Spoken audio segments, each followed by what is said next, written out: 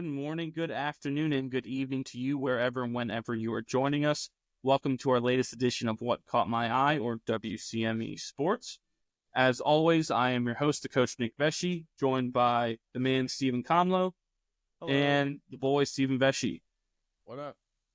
If you're new to our program, we like to think of ourselves as the sports show for sports fans about sports. We focus on the big-time events that happened from the sporting landscape in terms of competition, as in we put precedent for the wins, the losses, the games, what people do and play, because at the end of the day, that's why we got into sports to begin with. It's not the soap opera that is sometimes created to sell certain things. We like the fandom is really what we mean.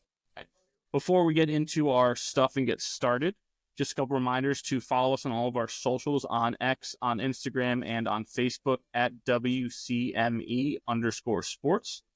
Our episodes drop every Wednesday at noon on Spotify, on YouTube, and new for season 2, it is now on iHeartRadio, which is very exciting, very cool for us to be on there. Now, without further ado, we get into our top catch for the evening. And our top catch this week had to be the trade. What trade, you say? The trade. The trade that rocked the world. We talked about it right before the show that we don't like to always push, again, the drama, the things that happen off the court or off the ice, off the field, unless it is monumental. And this trade fits that bill. This is, one of the most possibly biggest trades in the history of all sports, right? If you didn't know what the trade was, right?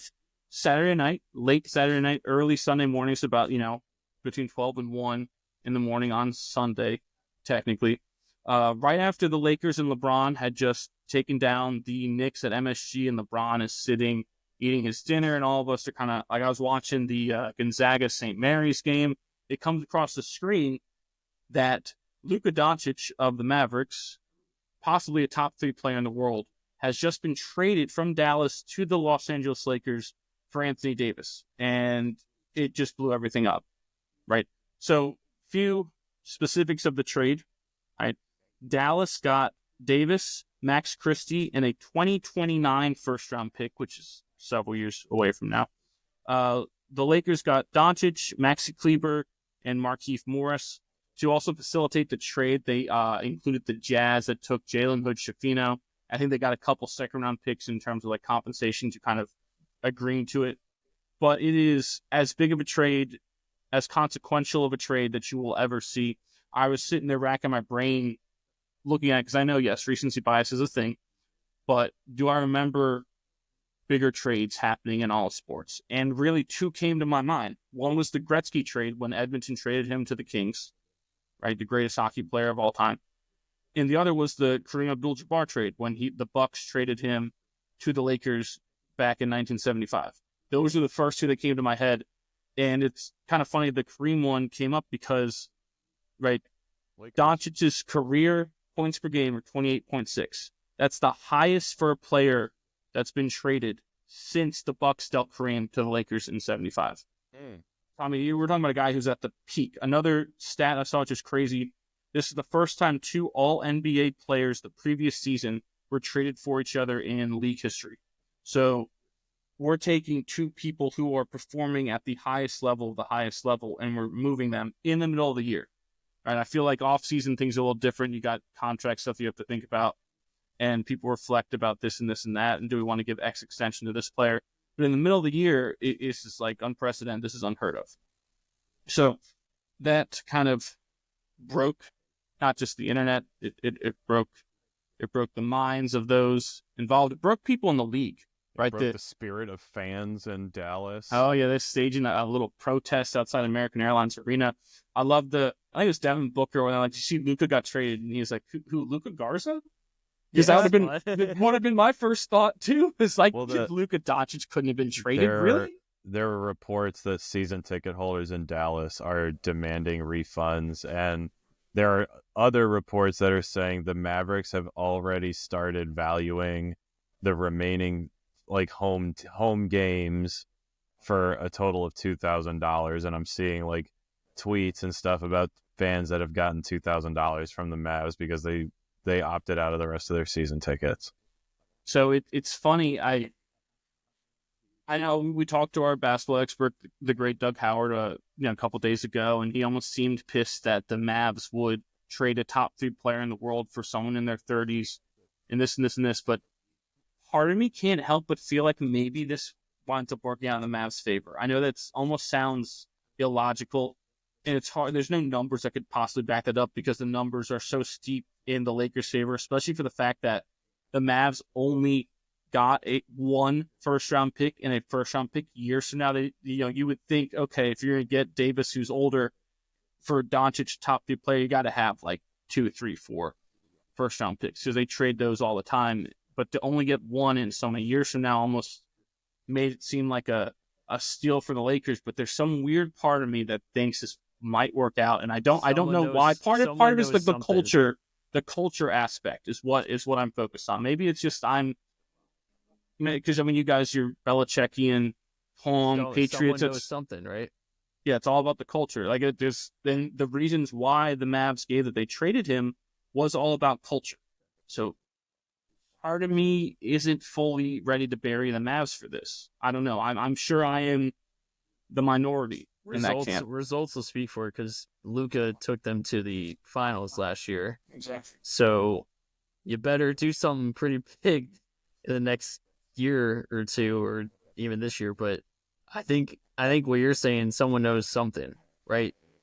Maybe they know, like, maybe Luka really is that out of shape. Maybe there is a real problem with his motivation, whatever it may be. I don't know. I'm not in their locker room or in their thing, but I think it all also stemmed from I don't know if you remember the video last year when Luka is partying after the conference championship win to move on to the finals, and he's holding the beer, and was it like the GM Michael Finley, Wisconsin? Thank you. Comes in and takes his beer from him. Yeah, and it was like, what the hell? And then people were like, yeah, never take a grown man's beer. Like, this started right here. Yeah, no, it is such a bizarre video, that Michael Finley video. Because he's looking around, too. Like, Luka's like, what the hell just happened? Because you see guys drink all the time. Like, it's not a weird, abnormal thing to win, like, a pennant, which is essentially what they did, is won the pennant, and get drunk and you drink a lot. And it's weird to see someone take that from an athlete. It's almost like he had agreed not to. It's almost what it looked like. Like they had come to some agreement or like said, hey, we don't want you to drink all this stuff because we're afraid of your weight gain and we're afraid of this. And, you've done these things in the past. And he almost was like, screw it, I'm going to drink. And Finley he came over and didn't want to make a scene about it and just took it so nonchalantly. I don't know. You're right. It seems like I think I read somewhere that someone had said, like, around the league, they were like, man, the Mavericks must have hated him so much to get rid of him, because you're talking about someone who you would think is untouchable for how good he's 25 years old. That's the other thing. The age difference may be what gets them, the Mavericks, because Anthony Davis, as good as he is and has been, and when you talk about big men around the league, he's in that top couple, right? He's still, I think, 32 years old. 31, yeah. 31. Right, and that's a big difference. That's 6 more years. He'll be 32 in March. So 32. That's 6. Yeah, that's 6 more years. But Dallas cited culture, and maybe that's just me because maybe I'm a little old school, and thinking of some things like that about the culture matters more. Like, how you do one thing is how you do everything. It's a team sport, not an individual sport. And I know I had been critical of Doncic in the past because I would watch games and I would see selective effort. I would see him, miss a shot and spend 2 full minutes berating the official instead of playing, and they get a free bucket. And it's like, those things don't show up on a stat sheet. And that could be when you're trying to win. Those things make the difference. And yes, like you said, what's more eye-catching is the fact that they did finally make it to the NBA Finals, and they lost, and you would think that they're right there with the team they have, but maybe, they're saying, well, we didn't win, so we have to evaluate. If we win, you can stay pat, but we didn't. So you have to reevaluate. You have to reflect of, hey, how can we get better? How do we get back to that point? And culture may be the biggest thing. Do you think that like maybe like alternative solution, and I haven't really seen anybody talking about it, but like as we're sitting here thinking like why would the Mavs do it, reasons why they would do it, do you think it might just be because they were panicking that they wouldn't be able to get him to sign a supermax extension, and No, so because- it's like it's time to just let's get something for him while we can, because if he enters free agency we're fucked. No, because that supermax extension, the eligibility for it is so, like, it's in the CBA because of it takes away that fear. It's so beneficial to the player that he would almost be illogical not to sign it. And so that's why they put it in the CBA as a way for these clubs to keep those superstars as opposed to letting them walk, is that the contract he would have been eligible to sign was so massive that anyone else really isn't going to not have the cap space or the ability to match that, because contracts in the NBA are a little weird. Like, you have the ability to exceed your salary cap as long as you're re-signing a player and keeping them from going to free agency. So that's but to that point, exists. like let's talk culture again. Maybe the issue with culture was on Luka's side. Maybe that's why, that could be a reason why he wouldn't sign a supermax extension. Yes, the money's great and all, but like, he's good enough. He's a top player in the league. He can go get that anywhere. He can but he couldn't, because in free agency, what he'd be eligible to sign would be a lot less than that supermax that he'd only be allowed to sign it for Dallas. So that he would never be eligible to get a supermax deal anywhere. He would ever. have to go somewhere, spend X number of years there. Again, he would have to basically work his way back up. Essentially, is what he would have to do. He's a young kid. Yeah, but you never. Okay, so I tear both my ACLs. Next year I'm done, right? Yeah, it seems like an extreme scenario, but it's theoretically possible. Yeah, but like, oh no, like, people survive multiple ACL tears and repairs without millions of dollars. I understand, but what I'm saying is he would be forfeiting a lot of money for things that are unknown. And what if, okay, he says he has to spend that number of years somewhere else. What if they wind up trading him 3 years into his 5-year contract that he has to get to earn his supermax extension? Mm-hmm. Now he's starting back over again with a third team, and now at that point he's in his 30s. Those supermax extensions are there to prevent essentially this from happening when they reach their free agent summer. But it's also assuming, like, players like care most about money. I mean, he's a young kid with his whole career ahead of him, with his whole career. Not all of them, though. I don't think you can generalize like that. I think Kamala, I will stop you there. If it weren't the biggest thing that people cared about, then you wouldn't see guys in the NBA purposefully hold the ball until the clock expires and then take the shot, because they don't want their field goal percentage or their 3-point percentage to drop, because that hurts their contract talks. You're talking about a league where that is the culture. We're also just talking about a guy who left a team where he could have gotten a supermax extension. He I believe said he was very shocked at the news. Like, he wasn't expected to get traded. Yeah. He was like, what? He's like, I got traded? What the hell? I mean, it is shocking. It did kind of, again, the biggest shock perhaps ever in terms of an trading Carlos trade. Pena, Moneyball. Yeah. No, money matters so much. Money makes the world go round. This is a business. People make decisions in this business regardless of sport, purely out of money. And like I said, this is a league where guys, when the shot clock is going down, will purposefully pass it to someone so they don't have to take the shot and have their field goal percentage drop. Like, that is a published, well-known practice throughout the association, that you do things like that because that helps you in contract negotiations, is your 3-point percentage and your field goal percentage. Yeah, I get that. And it's why you see guys run to grab a ball from going out of bounds underneath their own basket so they can get that rebound in that stat. You see it all the time. Like, if they weren't doing that for those reasons, right, that they're doing that for money. He's made $152 million. This is also the same league where Jimmy Butler, who has a $52 million player option coming up, requested more money from the Heat and is now requesting a trade. So again, money is not I believe Jimmy the only Butler thing. is It's also everything. suspended, isn't he? He is, but it all started because he demanded more money from a $52 million contract for a player in his late 30s. So don't give me that he's made this amount already in his career. That means nothing. It is all about. By the way, Jimmy Butler's made double that. Okay.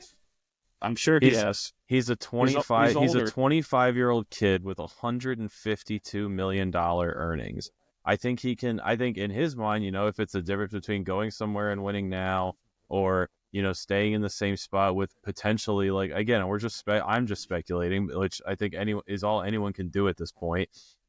I mean, if you want to talk, it could be the locker room culture. It could be the culture that Doncic is harboring. It could be the culture is just better in LA, or it could just be, like the pride of wearing the purple and gold armor. I mean, there's any sort of multitude of things, but I honestly think that, like, a 25-year-old kid, I mean, 152 million, like, let's not think about supermax deals, because if it was a supermax deal extension, I would think that he would have gotten it done before, like, sometime I don't think he's up to this point. I don't think he's eligible. Like, it's again, NBA contracts are weird. Like, you can't just all of a sudden decide we're going to negotiate this at this point. I think he was eligible to sign it once the offseason hit in the summer. So he couldn't have signed this, I don't think, 2 weeks ago. I don't think that's how it works. So it's not like he initiated the trade. It's not like he said, I want to leave here because we didn't have a chance to win. The Mavericks and their GM, Nico Harrison, I believe that's his name, they reflected on what we want our culture to be and what can win us a championship, because we didn't win it last year. We got close, but we didn't win it. And what do we need to do that? And they opted for, the defense, the rebounding, the hustle, the blocked shots. Because, I mean, Doncic doesn't play a lick of defense, right? He's one of the worst defenders in the league. So they decided on that. I will say, I wonder if Kyrie gets traded at some point. Don't you want him paired with the big?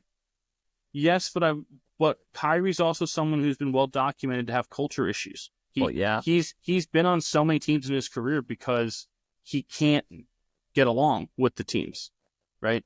And you wonder if they may use this to parlay Kyrie and maybe some other pieces into getting a younger point guard or younger,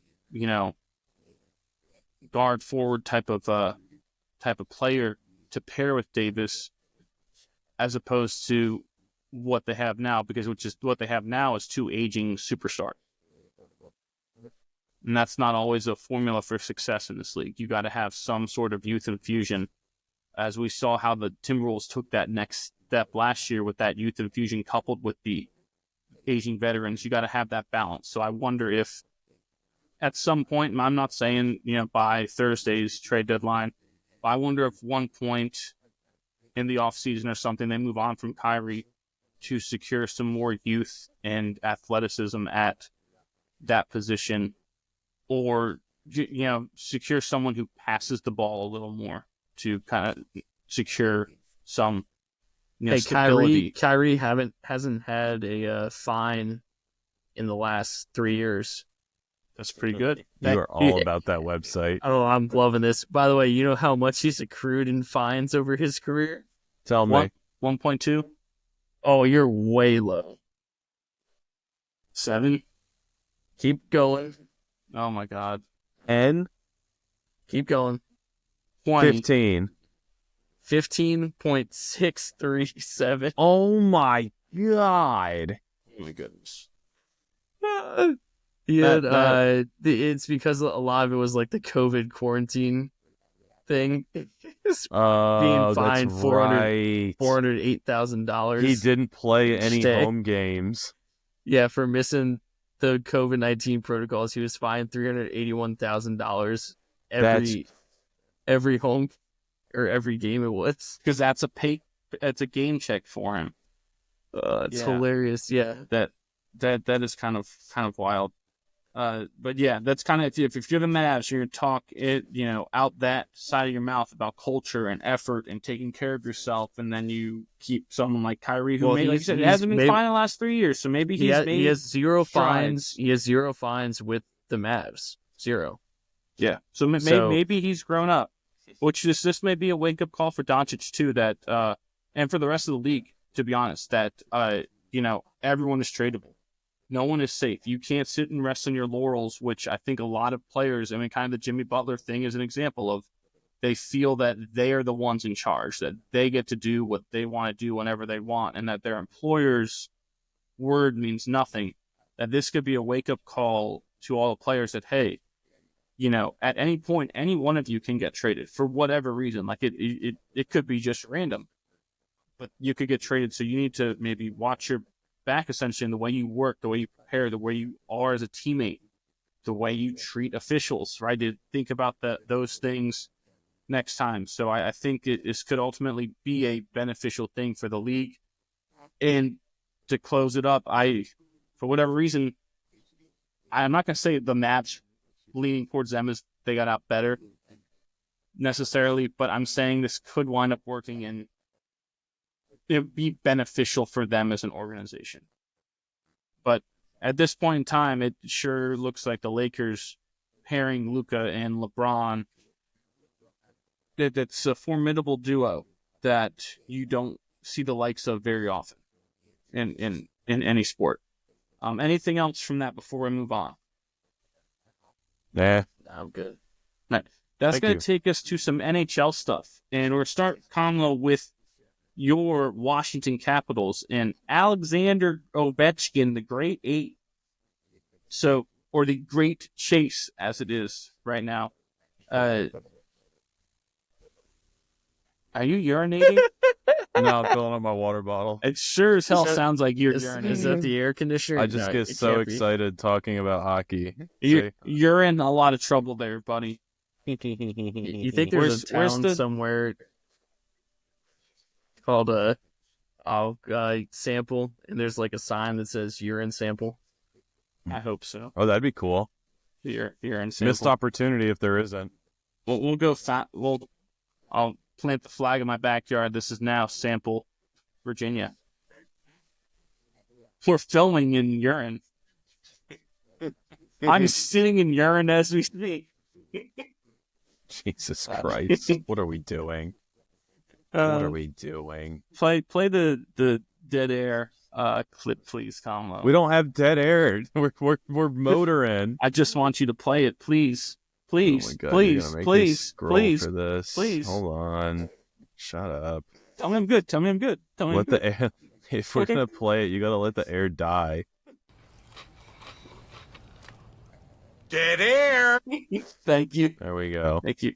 Organic. Yes, it's the whole show here. So Ovechkin, over this past week, he inched closer to breaking the great one, Wayne Gretzky's all-time goals scored record. So first, we had him get a goal and 2 assists, all in the third period, as the Caps came back and tied their game against the Senators to force overtime. But Ottawa's Thomas Chabot tallied the game-winning goal less than 2 minutes into the extra session to give the Sens a 5-4 win in Ottawa on Thursday night. So that's a goal and 2 assists to force overtime. Then Ovechkin pulled the same thing again. It's almost like mirror image of that Senators game happened on Saturday, I believe, when they played the Winnipeg Jets. So the Caps, they scored twice in the third, including, against it. So we've heard this before, Ovechkin's game-tying tally with just under 8 minutes to play, which was his 877th career goal, to force overtime against the Jets. So again, stop me if this sounds familiar. But Winnipeg's Josh Morrissey, again, another defenseman, beat Logan Thompson less than 2 minutes into the extra session to give the Jets a 5-4 win at Capital One Arena in a clash of the NHL's two best teams, Winnipeg and Washington. So great week for Ovi. And kind of crazy, right? Like you said, scrappy team. The Caps are showing a lot of mettle that you don't always see, but you started to see. You saw with Barry Trotz. You're seeing with Spencer Carberry that this game's not over till it's over. And Ovi being very clutch in those times, which, it's something you've come to expect from Ovechkin, but kind of crazy that they played 2 games in a couple days span. They lost 5-4 in OT as a defenseman from the other team scored the game-winning goal less than 2 minutes into overtime after they came back and tied in third. It's essentially the same game Still have the highest win percentage in the league. Still have one of the best goal differentials, and I think we're still one of, if not the best team in 5-on-5 hockey. And the goal against Winnipeg, I mean, reading about it and talking about it doesn't do it justice. You need to see this goal. Ovechkin's? I mean, It was awesome. He blasted a one-timer on, like, as he entered the zone. He received a pass, I think it was from Tom Wilson. As they skated across the blue line, Wilson dished it to the center of the ice. Ovechkin blasted it past whoever was guarding him, and it blew through Vezina finalist, one of the best goalies we've seen in the last 2 years. Hellebuck. It goes off his shoulder.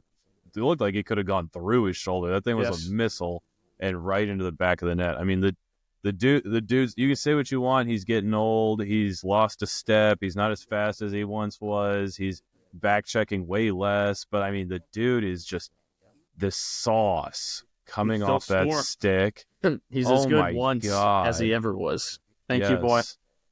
Same as it ever was. By the way, Same as it ever was. Me and Kamlo this weekend, speaking of Ovechkin, looked up. Do you remember which cover of NHL he was on? What year? Was it 08? No. 07. 07. We looked up the soundtrack and started playing some of them. That's a killer soundtrack. Any Cute is what we aim for. Are they on there? Yes, they are on there. Yeah. And, it's the number 2. Anti-Flag was the first one. Anti-Flag was the title track, and then Cute is what we aim for was the second one coming out of the saucer. Yes, I love it. No, Caps that goal they're sitting in second in the league, and they still have 2 games in hand. Winnipeg's played 54, Caps have played 52, and they're only 2 points behind Winnipeg. I mean, at least when they're losing in overtime. You know what I mean? Yeah, I mean, you're right. They secured 2 points from that, even though it's not the results that you desire. You said it is 877 goals, I think, is what he sits at entering play either today or tomorrow. I forget when the Caps play, but that means 17 to tie Gretzky, 18 to pass him, I believe, Kamlo, if my math is correct. 894, I think, is Gretzky's number. Yes. And I did see a clip from, I'm sure you remember the goal that Ovechkin had on his back against the Coyotes. Yes. When Wayne was the head coach. Arguably, in front of the great one, arguably one of, if not the greatest goal scored of all time. And what's funny is the clip I watched, it was still you all right there, boy? Yeah, I was trying to create it. You're knocking your camera, that's why there's not a lot of room over here. Yeah. Take the wheels off the desk, Hilton. My little mini table desk that rolls around. I can move all around the room if I want to. Whoa. There you go. Okay, thanks. No, so what I was saying is the clip was right after you scored the goal. Joe Beninati and Craig Laughlin, they were calling that game still back then, and they showed all of Gretzky's stats, and they made a joke about, young guy Ovechkin, a long way to go to catch the great one. Oh, that's a lot of goals scored you got to have there, and then started laughing, and lo and behold, here we sit on the precipice of history as he's, less than 20 goals from setting the mark. In that breath, Nick, I'd be remiss if I didn't bring it up. I hope when it happens, not if, when it happens, that Craig Laughlin can be there. He's going to miss some time. He went out at the end of January because he's getting open heart surgery.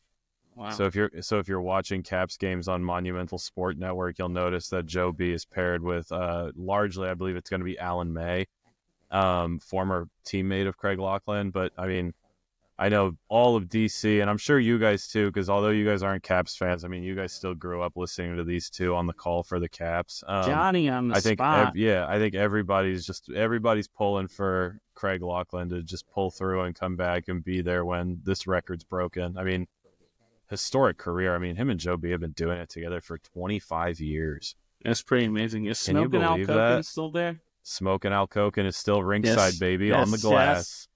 Yes. Perfect. Moving on, more NHL stuff.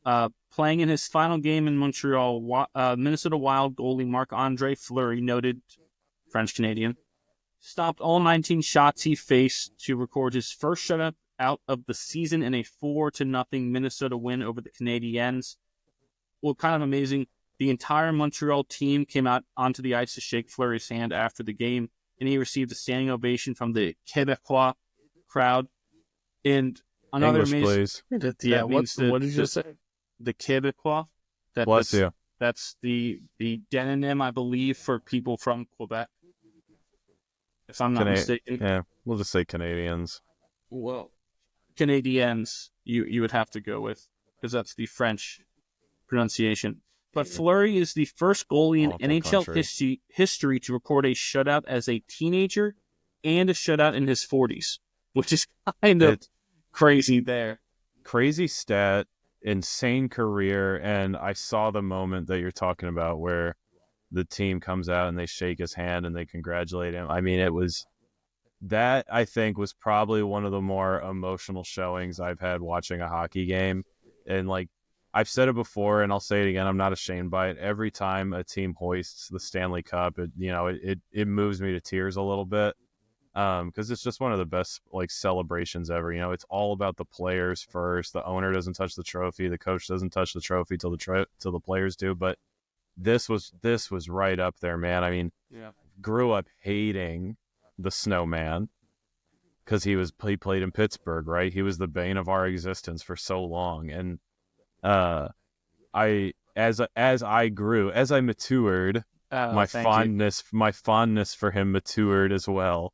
And it's just been so much fun to watch that guy play. He's given us a hell of a generation of hockey. I mean, this is a guy we grew up watching, right? I mean, it's an amazing career, and to see like the Canadiens, the Quebecois, thank you, appreciate him like that. I mean, it was reminiscent of me watching the Stanley Cup get hoisted. I felt like I could have cried a little bit.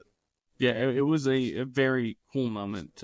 Yes, it was. Sure. Speaking of goalies, this one maybe a little better because it's American. New York Rangers goalie Jonathan Quick became the first American goalie and 15th in NHL history to reach 400 career wins, as the Blue Shirts came from behind in the third period to defeat the Golden Knights 4-2 at MSG Sunday evening.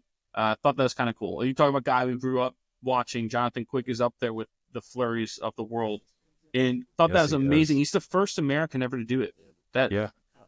Crazy. First American to ever do it. And think of all the great hockey moments we got to see him. We've got to see him win multiple cups. We've gotten to see him in the Olympics. The Olympics was awesome. Yes, and the guy's just amazing. I have always loved watching Johnny Quick between the pipes, man.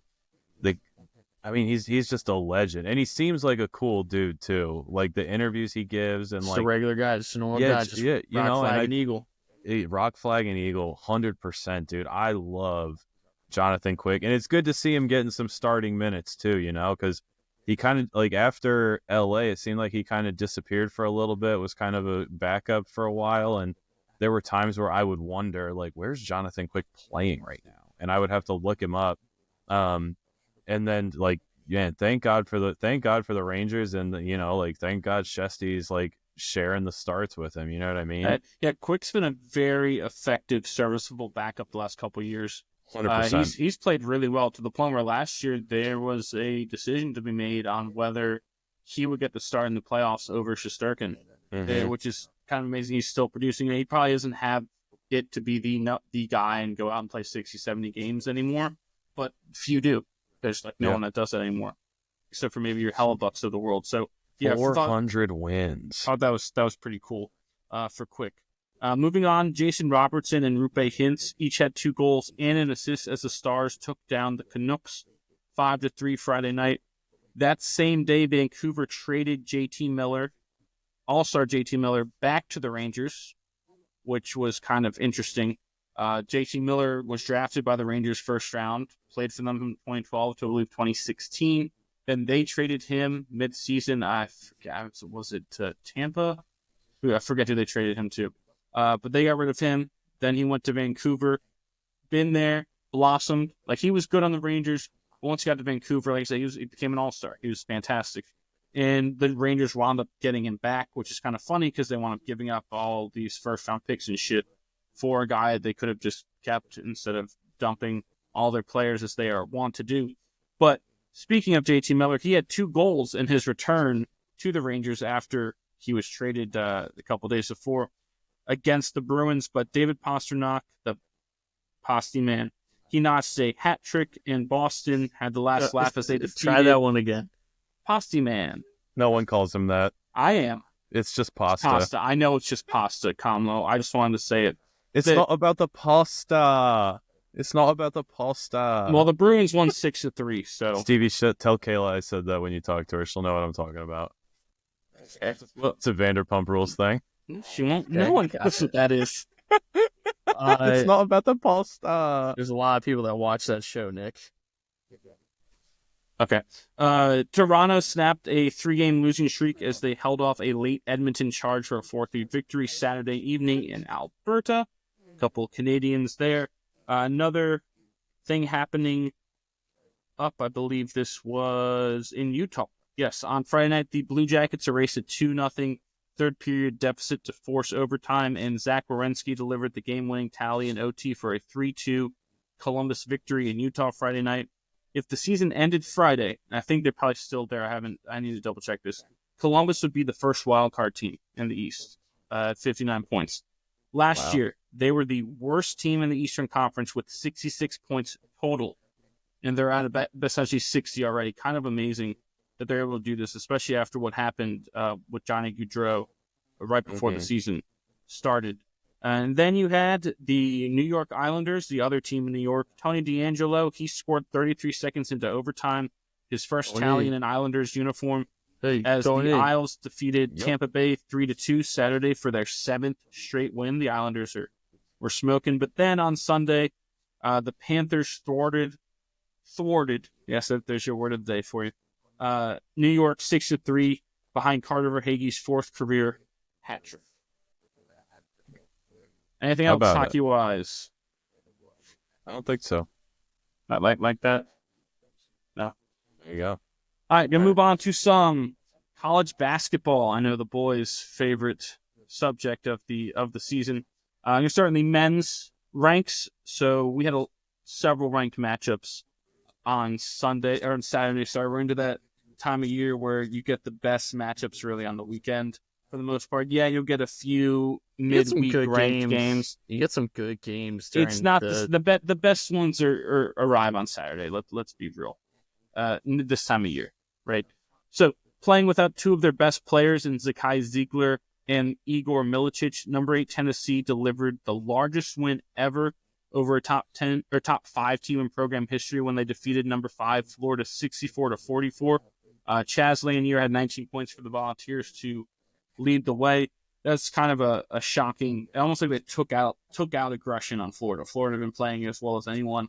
Tennessee had been, I don't want to say scuffling, but hit a rough patch, and they just kind of got back to their defensive roots. Yes, took it all out on them.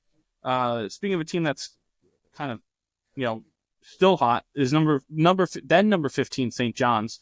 They held on against Providence 68-66 thanks to Kadari Richmond's game-winning jumper with 3 seconds left. Richmond finished the game with 24 points on a very efficient 10 of 14 shooting for the Red Storm.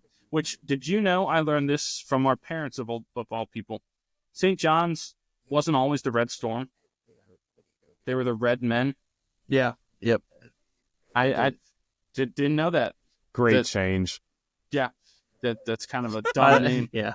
Great change. Red Storm let's just great job, St. John's. The Fighting Patinos stay hot. They just beat Marquette tonight. Did they really? Mm-hmm. Yep. Good for them. They are. I think that makes them 20-3 on the year, which is that they're pretty good. They're on the up and up in terms of hallelujah. Janai Broom had 20 points and 12 rebounds, and all 5 Auburn starters scored in double figures as the number 1 Tigers defeated number 23 Ole Miss 92-82 on the road. So that's a really good win for them as they keep going. Staying in the SEC, Oklahoma handed number 23 Vanderbilt a 97-67 thrashing in Norman. The Sooners were down by 13 in the first half. It's the largest deficit by a team this year that went on to win the game by 30 points. I mean, that's a 43-point differential. That's, almost asinine. Kansas State secured their largest win versus a top 5 team since 1951 with an 80-61 win over number 3 Iowa State in Ames, Iowa on Saturday, which is shocking because, again, Kansas State, not that good yet. Now they got wins over. It's a team no one wants to play. That is such a they have bad. Nothing to lose. Yeah, that's such a bad matchup. If you go play them, I mean, either at home or away in the Big 12 in your conference, you're like, oh well, based on their record, it's a bad loss if you lose, and it doesn't help you really much if you win. It's just another win. You can't lose that game. But they're so difficult to beat right now. They beat West Virginia when West Virginia just came off of beating Iowa State, and then they beat Kansas State. Then goes and beats Iowa State in Ames, which is a hard place to play. It's a really hard place to play. I put Hilton Coliseum as like a top 5 toughest places to play. That is Kansas State makes no sense, but it's a team that you just don't want to play. Yeah. Kind of crazy.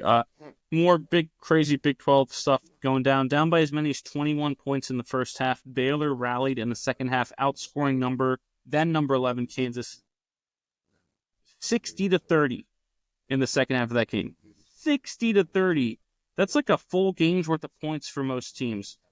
Thanks in large part to Robert Wright III, who had 20 of his game-high 24 points after the break as they took down the Jayhawks 81-70. Kind of amazing. I think I saw a graphic. Kansas had like a 97.4% chance to win at one point in that game, and they come back and blow it again. 60-30 is an asinine number. More teams going down to unranked opponents. USC handed number 7 Michigan State their first Big Ten loss of the season with a 70-64 Trojan victory in SoCal, proving once again that it is always difficult to play on the road. More Big 12 stuff here. This game was kind of wild. Number 22 Texas Tech, they snapped the nation's longest winning streak, which was 33 games, when they defeated the number 6 Houston Cougars 82-81 in overtime. Chance McMillan paced all scorers with 23 points for the Red Raiders, including the game-winning free throws with 14 seconds left in the extra session. One of their best players got kicked out of the game. I saw that. Too. I was watching this. It's a very bullshit thing. He accidentally kicked someone in the groin, so they kicked him out of the game, and the coach for Texas Tech loses his mind. Did he get tossed? I think he did. He got right? tossed. Yeah. That makes that one even more improbable that they were able to, without their head coach and without one of their best players, to beat one of the best teams in the country. Yeah, that ejection was fairly suspect. I think it was just a case. I don't want to blame the refs on it. It was a case of us as fans and the media over thinking things, and so it got in the officials' head to overthink what they saw. Correct. Yes. We become too accustomed to making a big deal of. That rule is it's up for interpretation. I think it says if it's clearly an accident, you don't kick him out. But then it's what is clearly, but he hit him and it's, to me and to most people, it was clearly an accident. But I don't know. They kicked him out, and I don't disagree with the coach. Yeah, you kind of actions. That's when the manager comes out of the dugout and essentially tells the umpire, "You're going to throw me out. Yeah, you're going. I'm going to be here until you kick me out." He has his assistant or one of the guys behind the scores table, that's part of Texas Tech, showing him the video of it. Of the ejection of why he got ejected or whatever, and he's showing the coach the video of it, and the coach looks at it and singles out the officials and guys had to hold him back because he wanted every piece of those officials. Let's go. I mean, it worked, right? They won. It's a huge win. You got to fire up the troops, man. You got to do something to ignite. Win. You got to do something to ignite the powder keg. Yeah. It's wild. I mean, they're sitting at third in the Big 12 right now. One game behind Houston and Arizona. There's a lot of quality teams in the Big 12. Not so much to the level as what you may see in the SEC, but I would say SEC, Big 12, Big 10 this point have kind of separated themselves. I would have said the Big East, but I feel like I've seen some fall off with that conference recently. Those three conferences, Big 12, Big 10, SEC, solid top to bottom. Me and Kamlo were talking about this before. The SEC feels like the Big 12 of the last 5 years, where they're so deep and they beat each other up. And you look at them and you look at the rankings next to them, and you're like, God, these teams are so damn good. Like they're gonna get 8, 9 teams in the tournament or whatever, maybe more. And then you're 13. Like, and then 6 of them are going to advance to the Sweet 16 or whatever. And then what's going to happen is that 8 of them lose in the first round, and then the ACC ends up getting 2 of their 3 teams to the Final Four. Yeah. Yeah. Speaking of the ACC, Cooper Flagg had 21 points in Con-Knuckle, added 22 of his own. His number 2 Duke straight up dominated rival UNC 87-70 at Cameron Indoor Stadium Saturday night. That score could have been a lot worse. They're lucky to lose by 17. That was men against boys mismatched, and not something that you see from a Duke UNC rivalry, because normally, even if there is a mismatch or a discrepancy, you throw it out the window in that game, right? We've seen so many times the quote unquote underdog win that game, but man, that was over before it started. That was they are the only legitimate team in the ACC. Duke is. Speaking of legitimacy, I like Louisville. Clemson's 18-4 on the year, 10-1 in conference. They're nice teams that should be in the tournament, but that's about it. Maybe SMU, Wake Forest. You're saying championship caliber team? Is that what you're saying? A team that the expectation is a high seed and to win multiple games in the tournament. Yeah. If Louisville wins 1 game in the tournament, that is a boon for the conference and the school. Yes, right. Correct. Duke the expectation is up there with the Tennessees, the Auburns, of the world, the Michigan States, the Houston, the Purdue's, the Houston's, the Kansas's. I'm not sold on Kansas. I don't think they're that good, but it's up there with them. That's what Duke's expectation is. There's other teams, if they win a game, it's massive for the league, because that league is rough, the capital R. Just the way the Leipzig Trebek. Yeah, and Pitt losing to UVA the other. Yeah, that didn't help. That was, or I don't know what the hell. They didn't just lose. UVA stomped them. Yeah, that was bad. Pitt. I don't understand Pitt's season. I really don't. You can't lose these games. You're on the bubble and you're on the outside looking in now. Oh yeah, absolutely.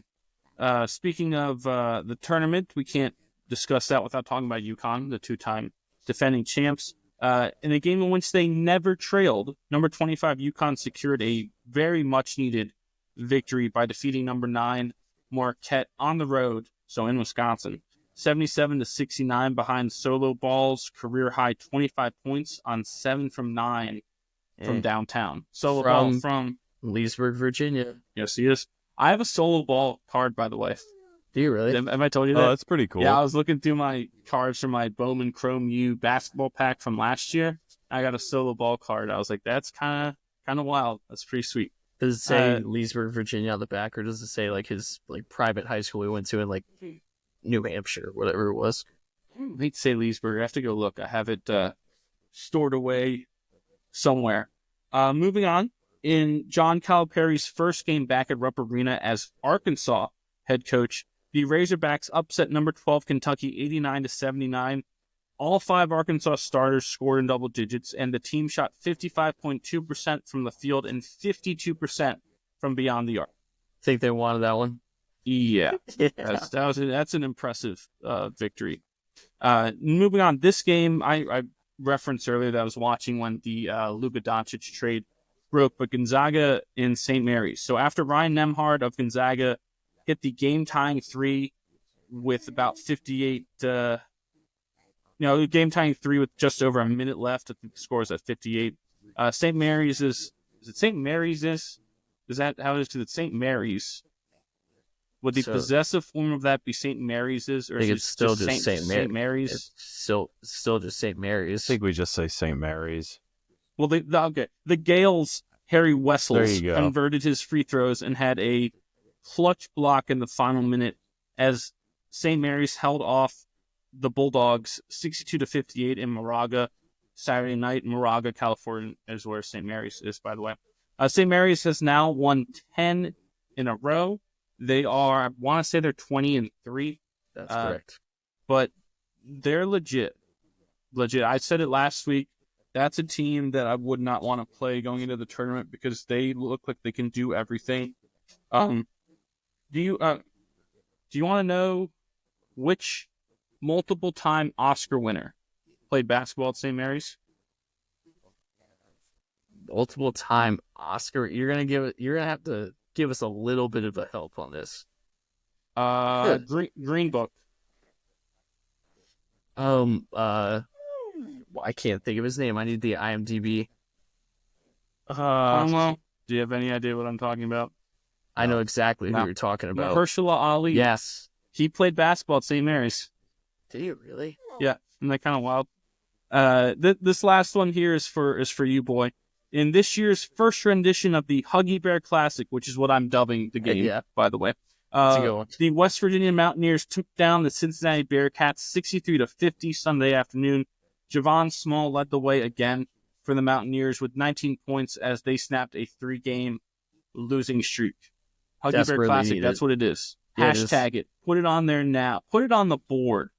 Yes, that's what it is. Make the shirt. You might have to. Make the shirt. The Huggy Bear Classic. We can make a trophy. He also coached Kansas State? Yes, he did. So it could be all three of those teams wound up playing each other. It's like the Air Force. The Army, Armed Forces. Navy, the Commander-in-Chief's trophy will have the Huggy Bear trophy that's awarded every year. I like it. You heard it here first. What caught my eye. What would that trophy look like? A bear. Is that what it is? A bear, maybe with a can of Miller Lite? I like that. And wearing a sweatsuit. Yes. A bear wearing a sweatsuit holding a can of Miller Lite. You heard it here first. The Huggy Bear Classic Trophy between West Virginia, Cincinnati, and Kansas State. It's a thing now. It's on the internet. That means it's a thing. 5 of the top 10 teams lost on Saturday. 11 of the top 25 teams went down. It's the most ranked teams to lose in one day in AP poll history. Kind of wild. That's crazy. Any men's basketball stuff before we move on to the women's basketball? I'm all in on Memphis. Really? Yeah, I have 2 takes for basketball. One, I like Memphis to win at least one game come tournament time. And 2, I don't think Michigan State is as good as their record says they are. I agree with that. I like that. Boy? No, I'm just waiting and seeing. There's a lot of stuff going on. The Big 12 and SEC will beat each other up, and the ACC will have a tournament to remember again. That's just the way I see it. Move in after completion. Happens all the time. I think we're looking at there seems to be 2 really top 2 teams, I guess, Auburn and Duke, right? It feels pretty open this year. I feel like UConn last year was just such a ridiculous team. It feels a little bit more open this year just because we haven't seen Auburn win it, and we haven't seen John Shire win it with Duke. So I feel like it's open. It's gonna be a lot of fun. Always is. That's going to take us to our Mimosa Minute this week, brought to you, as always, by Maine & Co., the creators of the Modern Mimosa. Follow them on Instagram at maine.co, that's MAYNE, and visit them at mainsip.com to order your Modern Mimosas today. Maine & Co., championing women's athletics since 2020. Now, go back to the SEC for this first one, and we've talked about this girl before on our show. Vanderbilt's Michaela Blakes, she scored an SEC women's record 53 points. Which here's her shooting percentages: 17 for 24 from the field, 16 for 18 from the free throw line, as the number 23 Commodores defeated Florida 99-86. So yes, she had over half of her team's points in a game that wasn't a blowout. Right, this is a 13-point win on the road. It has to be like that for her to score that many points. Otherwise, she'd be taken out of the game the fourth quarter. Just like it had to be like that when Kobe put up 81. Yep, exactly. Needed every point. That is true. She finished 1 point short of the D1 freshman record set by Elena Deladon of... Oh, Deladon. Oh my gosh, where is she from? Mystics. The Fighting Joe Flaccos, Delaware. She's a bluehead. Yes, in 2010. Blakes is the only Division I player, men's or women's, this year to break the 50-point mark.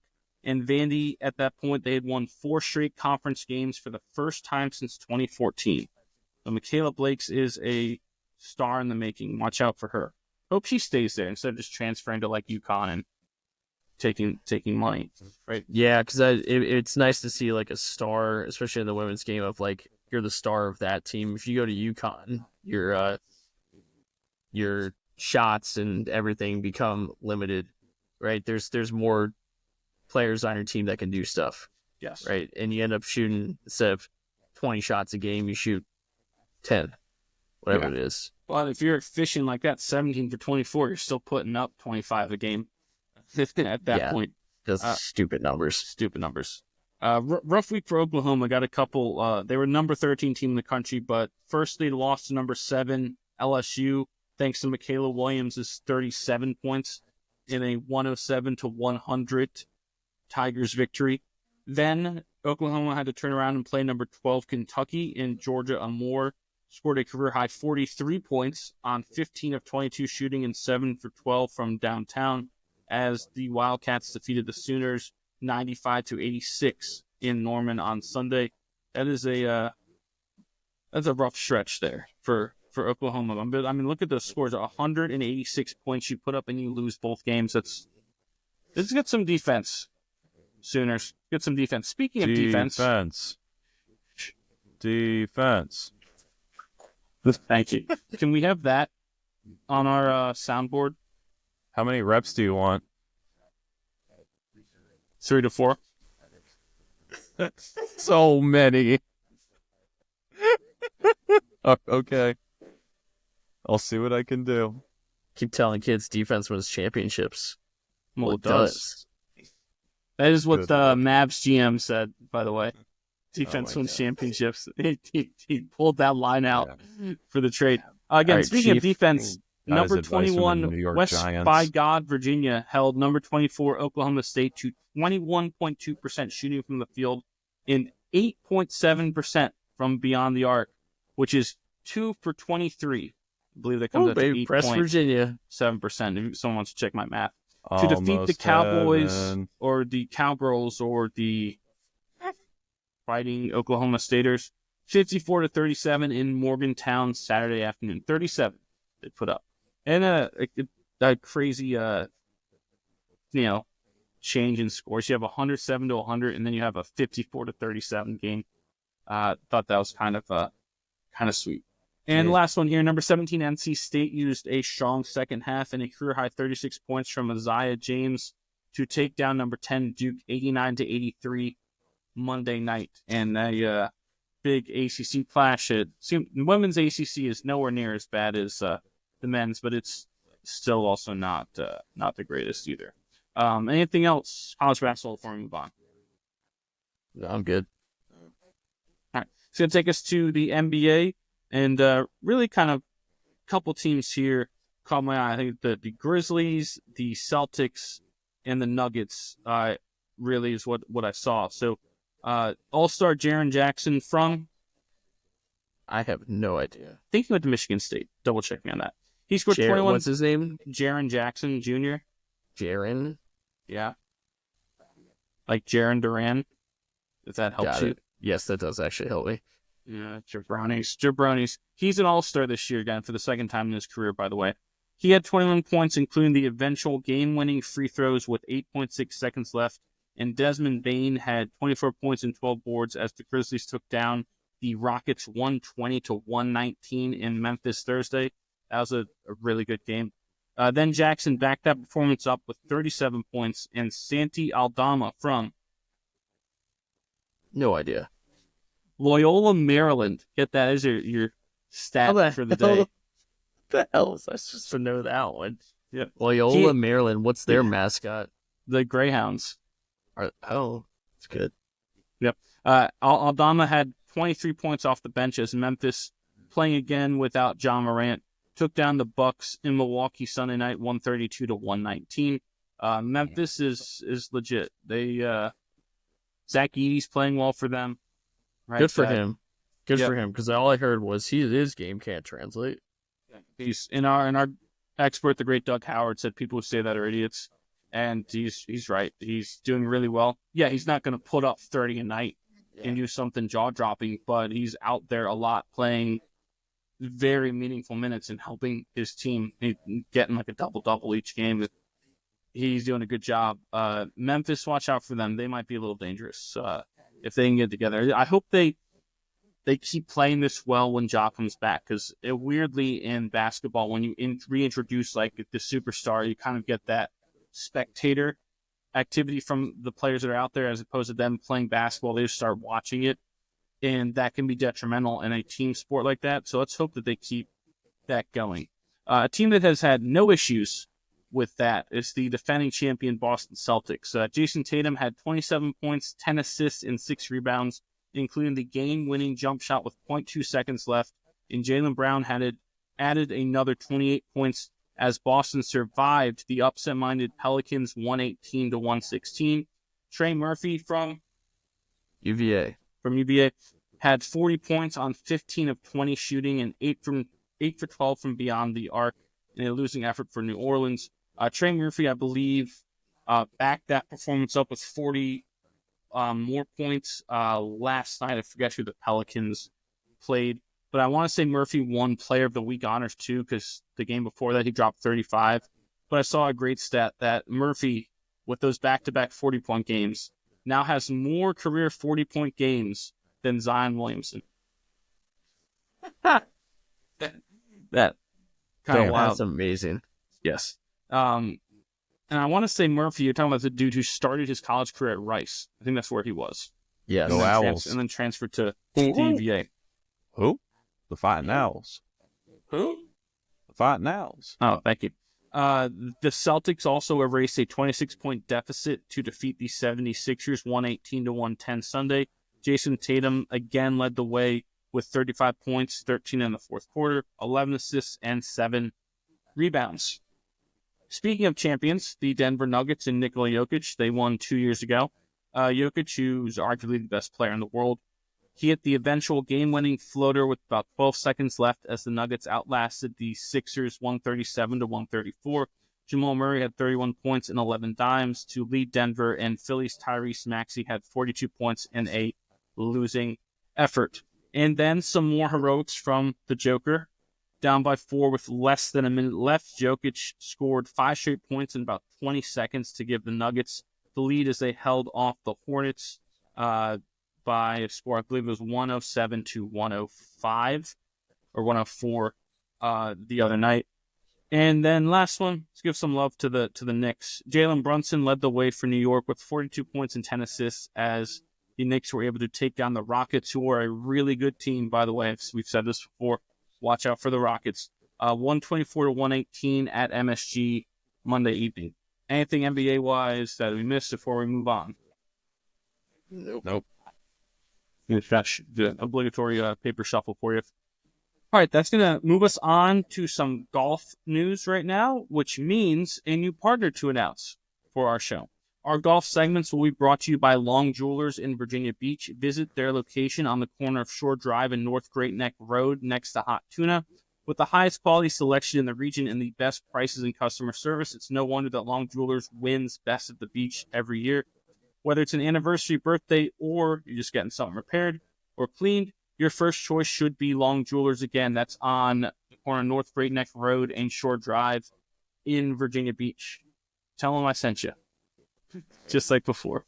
I always do. Thank you. So we're going to start with the PGA Tour. They were playing one of their signature events this year. If you're not familiar with what the signature events are, it's something they introduced, I think, last year or the year before, where they designate certain events throughout the year where you have to show up, basically. If you're one of the top players, you can only miss one. If you miss more than one, you get fined. But they change them every year. So it's not like, oh, this event is always the signature event. They switch it up. And this year, one of them, I think it's the second one they've had, because the first one was the Century, that was their first event of the year in January. But the Pebble Beach Pro-Am, right? Shane Lowry on the 7th hole at Pebble and Rory McIlroy at the 15th hole at Spyglass. They each made holes in one.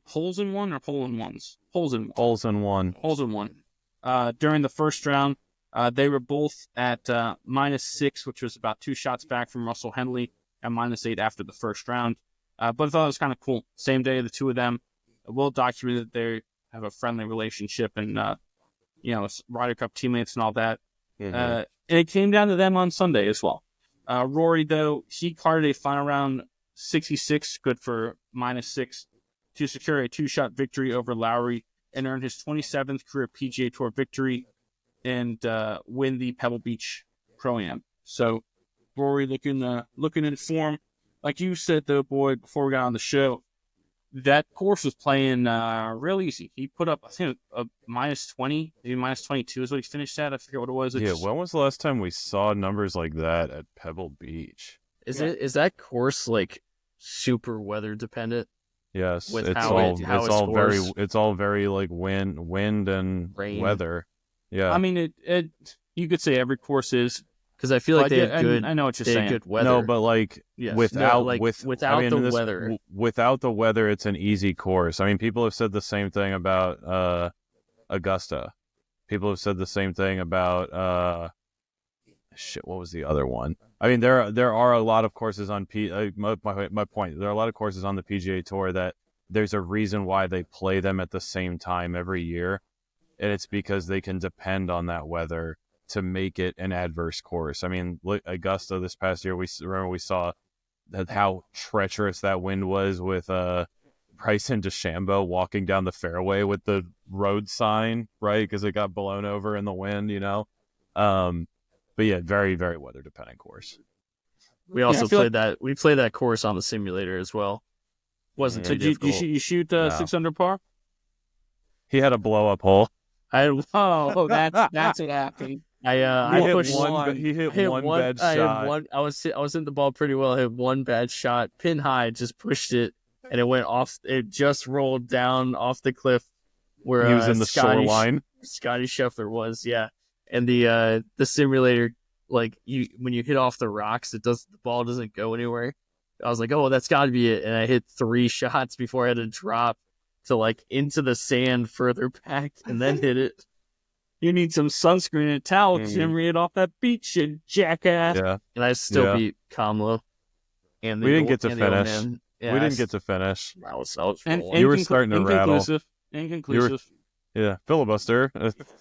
Do you know what that word means? Yeah. Whoa! Intervention! I'm sorry. Where did you go to law school? I gotta ask you the same thing. I went to Harvard. Yeah. Well, filibuster. How about we go toe to toe on bird law? I'll do nothing of the sort, and I can see you have a tenuous grasp on the English language in general. Challenge you to a duel. I accept. I was looking for something to do tomorrow. Pencil you in for high noon. Put one right between your teeth. It's gonna pop out the back of your throat. Moving on to the LPGA Tour, they had their first event of the season, which was the Hilton Grand Vacations Tournament of Champions. It was also a Pro-Am, by the way. Arguably bigger names, at least people we would recognize who played in that Pro-Am versus the Pebble Beach one. Pebble Beach one, you probably saw more of like the CEO type people, whereas like at the Hilton one, you had people like your Blake Griffins of the world. Joe Pavelski won that part of it. You know where he's from? Blake Griffin sucks. Wisconsin.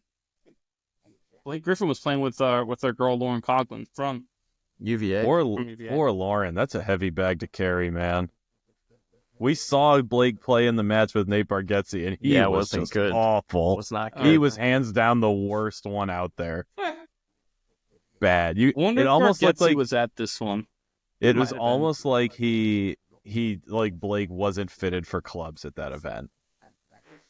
Yeah, I mean he is what 6'8". Yeah, when you're that tall, you need to be fitted for clubs. The rentals at the pro shop just won't cut it. I would think he has the money. What's his career earnings, boy? No. I'm sure you have it pulled up. You haven't got rid of that spot track tab yet. While he's looking that up, back to the action. But Aylin Kim, she birdied 3 of her final 4 holes to stave off the reigning Player of the Year, Nelly Korda, and win the first event on their LPGA schedule by 2 strokes. It's Kim's 3rd career LPGA Tour victory. She also has a major tour credit. I think about 5 years ago she won it. I want to say it's the U.S. Open. She did. So, good tournament there. I think our girl Lauren Coughlin had a top 10 finish as well. We're picking up right where we left off. Do you want to take a guess? 13 years in the NBA, 4 different teams. Yeah, I'm going to go with $320 million. Combo?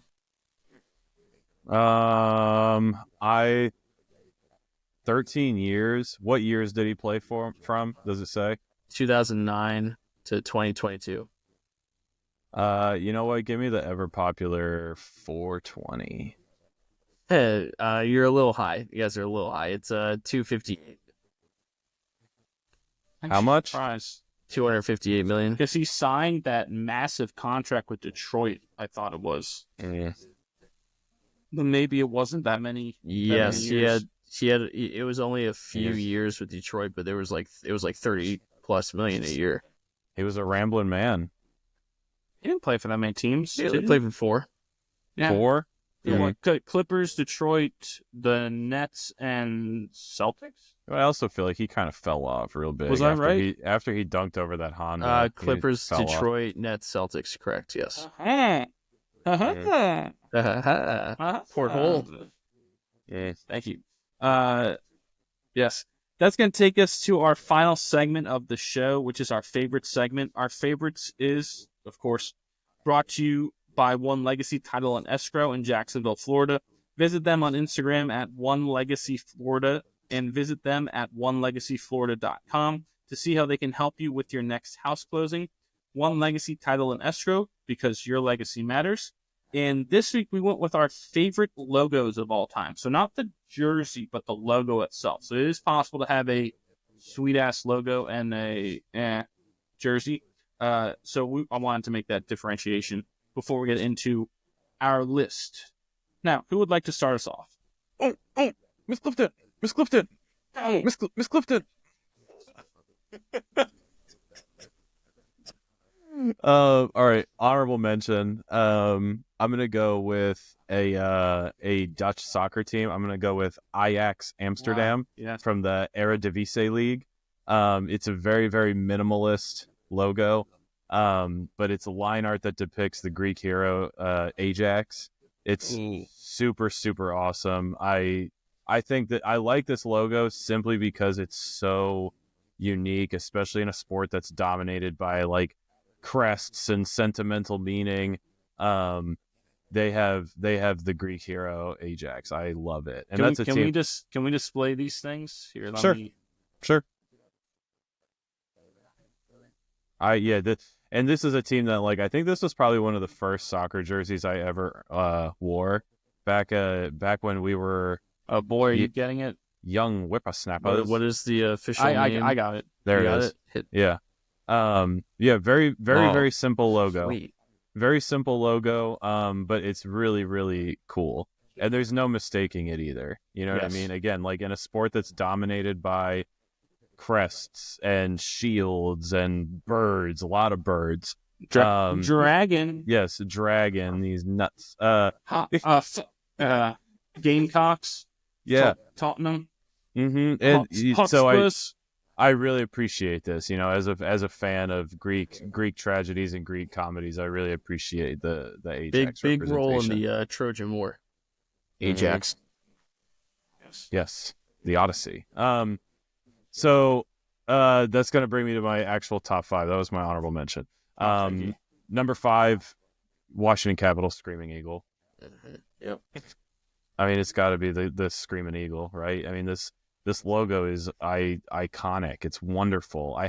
This is how much I loved that logo. Back when I was playing rec league ball back in middle school, our coach took us all to a Washington Wizards game, and it was back then it was the MCI Center, and he was like, I'll let every Yes. single one of you buy something from the gift shop, and I'll pay for it.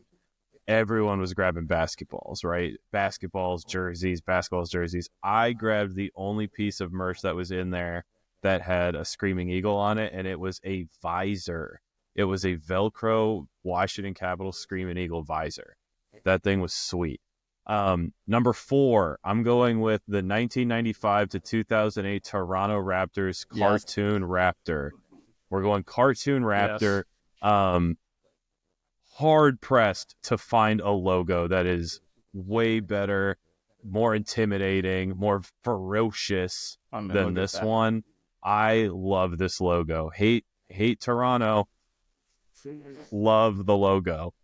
Bring it back. I mean, it's criminal. He has shoes. Why do we not use this logo? If you're going to call yourselves the Raptor, show a Raptor. We're moving on to number 3. Number 3, I'm going with the Hartford Whalers. I mean, it's iconic. I mean, Nick, just stand up. What? Do I have to stand up? I mean, you got the whale tail, you got the W, and you have the H hidden in the logo. I think all 3 of us are suckers for hidden letters in logos. The negative space, yeah. Yes. And it's just, I mean, it's criminal that this team is not like existing in the NHL anymore. This logo is so good, and you see so many people with Hartford Whalers jerseys, hats, shirts. I mean, it's such a good logo. Most people will buy it for the logo. Some people will buy it as like a look at that one. That's the fuck is this? Vineyard Vines. They wish. Yeah, right. This was the original one, by the way. I don't know if you knew that. They were the New England Whalers, yeah. On to number 2. We're going another hockey one. We're going the Minnesota Wild. We're going Minnesota Wild. I just think this logo is so beautifully put together.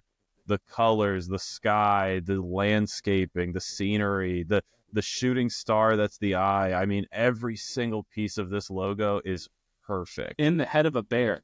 No less, too. Yes, in the head of a bear. It's incredible. Even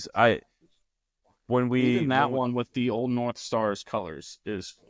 I mean, that's a brilliant homage, right? This is just pinnacle logo. I'm in love with it. And honestly, it's one of the main reasons I'll watch the Wild play. I could not name 5 players on that team right now, but I would 100% go to bat to defend this logo from any naysayers. And I would wager that both of you probably have that one on your list as well. I know at least Stevie will. Nick, You're kind of a wild card with these lists. And then number 1, I mean, we're going with, if you watch Family Guy, they might call him Pawtucket Patriot. We're going with the New England Patriots logo. It's patriotic. It's wonderful. It pays a tribute to our country's history, and it's not universally recognized. No, it's not the center. It's that one. And my favorite version of this one. This one's better. I do too. The center snapping is good. I'll give you that. The center snapping is good, but I like the profile view with like the waving like stripes off the hat. And one of the reasons that I really, really like this logo is I think back to like Teddy Bruschi back when the logo on the shoulder was massive and almost like came to like the center of your chest. It's so ridiculous. Is the light blue jerseys. You could sell ad space on that logo with how big it was. I mean, it was so good, and it's still so good. I mean, I have sunglasses that have that logo on it. I have flip-flops that have that logo on it. I have multiple seen your jerseys. Grotesque toenails in those flip-flops at a winery, no less. I forgot I wore those to a wine. I don't go to wineries. I don't know what the decorum is. Our two experiences with you at a winery are these janky-ass slides with the Patriots logo on them with your toes just sticking out, and then you spitting the wine into the vase that you're supposed to dump it into, just spinning it like you're sitting on the... I thought this was what you're like supposed it's backer to do. Juice on the back porch, just One, don't like backer juice. That's funny. One, I don't like wine unless it's in a can and I can motion with my hands aggressively. Two, I don't go to wineries, much less one that was that nice. Holy, by the way. Stevie, shout out that winery real quick. That was Sunset Hills in off of Route 9. First There you go. Hillsborough area. No, it's Hillsborough, the other one that common where the Patriots stuff too. Yeah, that one. No, that's the one I'm talking about. The one that Shirley, Upper Shirley? your sister-in-law works at. Upper Shirley, yeah. Upper Shirley, yeah. So shout out. I thought you were talking Shirley. about That the one is you were spinning. Yeah, Upper Shirley. No, really I couldn't nice. tell you that one if I went there again. The boy got it. Upper Shirley was wonderful, beautiful venue. I apologize if anyone sees this. I don't go to wineries. I had 5 people ask me, "Are you wearing slides?" And I tried to like dress up everything else. I had a nice pair of like Chubs on. I had a nice like polo on. I looked put together outside of the slides. Anyways, that's what are your my dislikes? People's knees. Yeah. Cover your knees if you're going to go in public. Same thing with your toes. Cover your toes if you're going to go in public. Please. Oh, I don't agree with that rule. Boy. I agree. If Go you're ahead, a man, Stevie, you're up. all right. Well, I have a lot of repeats. I wasn't expecting our logos list to be that identical. We just hung out. It makes sense. Yeah. Honorable mention: the Caps Screeching Eagle. Heck yeah. That Screeching? Yeah, I've always heard of, I guess, Screaming Eagle, Screeching. I like the Screech. Wasn't there mascot Screech? Or Slapshot. Slapshot? No, there's whatever. Anyway, I just remember that logo with like going to see Ovechkin after he won Rookie of the Year, and there was no one in the MCI Center, I guess Verizon Center at that time. There was no one in the arena, and it was such a cool moment. Like oh, I can root for Ovechkin. And then they switched to red, and then all the fans came out of nowhere. Moving on, number 5, the Nashville Predators. Mm-hmm. Are you going with the mustard? The Dijon? I am going with both mustard. The mustard alternate. Remember that one? Yes, you're that's going with the throwback. So that one. Keep here's going your down. original one. This is the one. Yeah, that one's so good. That's the best one. Yes. That one, I absolutely love that one. Look at those biters. That is from like playing NHL, the video game, and always had to pick the alternate jersey with that one. Spicy brown. Spicy brown is beautiful.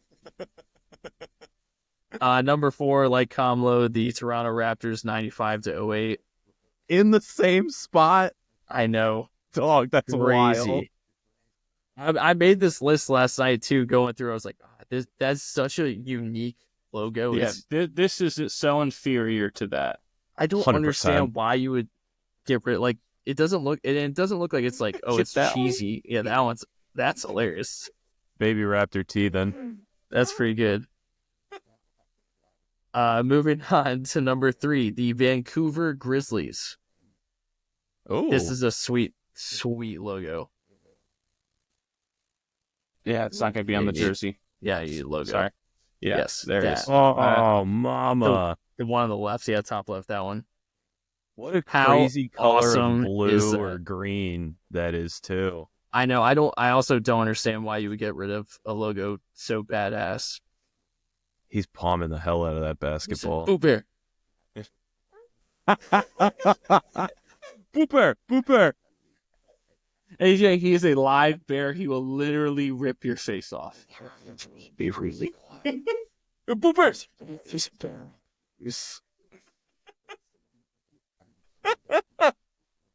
That's a good one, Stevie. Moving on to number 2, the Detroit Tigers from 94 to 05. I know exactly where it's crawling through the D. Yes, why'd they get rid of these animals on these logos? Yep, That's such a great such logo. a great logo. Because it's not traditional, that's why. It is a sweet-ass logo. I mean, They would have won a World Series if they had it. I can tell you that. What is that abomination? I don't know what The baseball cats. The baseball cats. The Detroit Good. baseball cats. Goodness. I need a German Citizen Appreciation Night. Jeez. I need a 94 to 05 Tigers like hat and t-shirt combo. Well, maybe they got rid of it good. because they sucked during that time. I mean, that's when your best player was Damian Easley and Tony Clark, and you were. I mean, like, the most cool, you though. should do to this logo is just like dimensionalize it a little bit. Like, even though the Tiger's crawling through the D, it's just flat. You know, like you could add some like 3D edges to it. You know, bring it up to date. But that is a badass logo. So we had the Pee Wee Detroit Tigers team that we were on had that hat, I believe. Nice. Oh, that tiger! It's a tiger in the headlights. And baseball cat. Baseball cats. Moving on. Number 1, Kamala mentioned this, the Minnesota Wild. There it is. I believe it's the best logo in sports. Yep. The hidden things that we've talked about in it, the bear outline, the wild forest and everything, the mouth is a river. Star. Yeah, the mouth is a river. Yeah, wow. I don't think I actually noticed that until you just said it. Oh, really? Yeah. You see, it gets better, man. It gets better. That's how good this logo is. Fine wine. That's how good this logo is. And like, I think a lot of people take it for granted too, because like, there isn't a lot of subtlety about it. But like, if you take the time to really look at it and appreciate it, like, this is just a top tier logo. Of logos becoming less and less unique and more cookie cutter and everything. This is what a logo is supposed to be, right? It is unique to Minnesota. It is unique to hockey. It is unique to the sporting world. Like that is a logo. Beautiful. And I'll hang up and listen. Great list. Thank you. I actually have a lot more minor league baseball teams than I knew it. I knew there was going to be something. I wanted to come up with your list and see if I could do it, and then you just mentioned minor league baseball team. There's no way I can do it. I know for a fact your is that General Biscuits McCarthy? are going to be there. So the two of my honorable mentions have the Frisco Rough Riders here, affiliate for, I want to say, the Texas Rangers. That is Teddy Roosevelt is a Rough Rider, the leader of the Rough Riders. Corre, Teddy, corre. Swinging a baseball bat. He started the national parks. Yep, I thought that was too good to leave off. Too awesome. Then I have our hometown Richmond Flying Squirrels. Good one. Because the logo is supposed to represent the state of Virginia. Have fun, go nuts. Right. And it's a squirrel, but you see, it's supposed to kind of roughly look like the state of Virginia in the logo. That's our boy Nutsy. And where the R in the nut is Richmond. Yeah. I have a hat with that squirrel on it. With this one right here. Yep. The fake retro squirrel. Yeah, the faux back is what they called it. Yeah. But yes, the Flying Squirrels logo and the Rough Riders logo, I gave them my honorable mentions. Next, number 5, I'm with the boy with the Vancouver Grizzlies. That logo is sweet. The Grizzly, I mean, how awesome is that? And you're right, boy, about those jerseys too. Why would we get rid of those things? Yes, that's so very cool. 90s, and there's a push to get rid of a lot of 90s stuff. But as you saw with the Hornets, they brought back their 90s stuff because it was like, there's nothing better than this. You can also like hotcakes. You can also, like, I feel like they didn't decide like we can modernize the jersey. Instead, they decided let's just completely go off the rails, different direction. Instead of just like, maybe it's a little out of date. Like let's modernize it. Yeah, Vancouver Grizzlies. I was deciding between them and the Raptors, one that you guys brought up. I ultimately went with the Grizzly because I don't know, I thought it was a little cooler, but the Raptors one is cool as well. Next one I have here is the Montgomery Biscuits, AA affiliate. Oh, you are a sucker for the Montgomery Biscuits. The Tampa Bay Rays. He is a biscuit with eyes, and his tongue is butter. I mean, come on. It sells itself. Done. Yes, completely sold. You have a Biscuits hat, don't you? Yes, two. I had two. I think I gave them away. I'm gonna have to. I thought I had one of them. Yeah, I thought I gave them to Stevie or something. They gave were me the old. Blue one, I think. They they need to. I need to get a new one. Maybe this nice, understated navy blue one, or maybe this light blue one right here. But anywho, the biscuit, it's just beautiful. Yeah, it's a great logo. His tongue is butter. Enough said. Number 3 is the Milwaukee Brewers. I knew that was gonna. I thought that was gonna be your number one. I know you have a hat with that on it. Yeah, I thought that was gonna be your number one. You guys talk about hidden things. This is one of those where I was today years old when I found out that the Brewers glove is an M and a B for Milwaukee Brewers. You talked about being the suckers for those hidden things and these logos. That's up there. The fact that they brought that back and have that now on their hat is where it should be. That is awesome to me. We're like Mr. Pitt with the 3D image, like. Can't see. Wait. Unfocused. You have to look deep through focus. it. Deep but focus. That wasn't true. You need deep focus. The next one I have here is the Washington State logo, because I don't know if you know this, it is a W, an S, and a U for Cougar. Washington State, with creating the head of the cougar. Yes. And that's just, as hidden and as awesome as you can get. Eastern Washington, the Fighting Cooper Cups, also have a logo that's unique. Yes, it's got the like E that and the W in the wings. Yes, but this one is the superior one, the Washington State Cougars. Again, you say I was today years old when I learned this. That one too. It took me years until I read something. I was like, oh my god, it's you can see the whiskers coming out the top. Without the whiskers, it looks like a tortoise yawning. What are you talking? It's a cougar. Yeah, I agree with that. I can see that. No, the Washington State logo kicks ass. That is a really good logo. And then the last one, number 1, is the Hartford Whalers. There it is. I mean, I'm wearing the Ron Francis jersey. This is the greatest logo in the history of sports. Colin said it is criminal that this is not on jerseys everywhere across our country, but it is the perfect use of the negative space. What the negative space means is it's not where the design is drawn, right? The design that's drawn on the logo is the whale tail in the W, and within that negative space between those, you see the H for the Hartford Whalers. It is the best logo because it is also so simple. It stands out. It's noticeable. It's recognizable. Real talk, the color combination too is so sweet. I mean, it gives you such good options for home, away, and alternate jerseys.